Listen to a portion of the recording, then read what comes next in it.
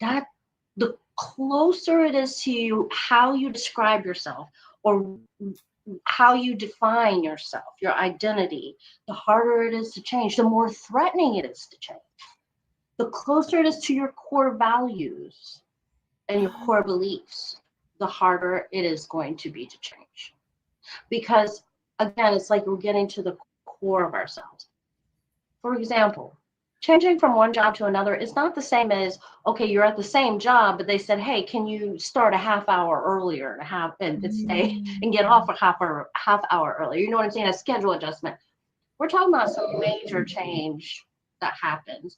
And I think what we have often overlooked is that in the midst of moving from one status, current status quo, to the new status, there is that phase that we really need to tune into to help make or break what those outcomes are and to help us cope with that discomfort that comes with the unknown, right? So again, I was in a relationship yesterday.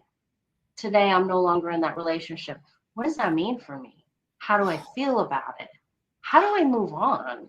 Am I ready to move on? You know, those are the things that come with that unknown phase. Gosh, this is really something, almost because I don't know if I can muted you or not, but this is really something because when you talk about the loss of identity, I'm thinking about the fact that my identity was this person's spouse. And that's now my identity. This is who and what I am. How about y'all? Y'all been through divorces? How many of y'all been through job changes, but even just any sort of transition? Like, I used to be married to this person. I was a spouse. We've been through it, right, Chris?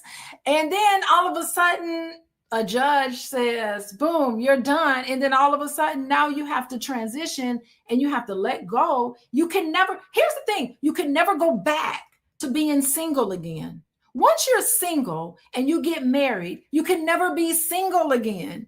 Once you're single, you step into marriage, it's like a death. You no longer are going to ever have the single status again because now you're married. And then let's just say the marriage doesn't work. You can never really be single because why? Because now you're a divorcee and that's your new status. So you've been around the block a few times. And so you just transition. And I can see why it could be scary. And I work with couples or I work with individuals who used to be in a marriage. And then I have to say, well, who are you now?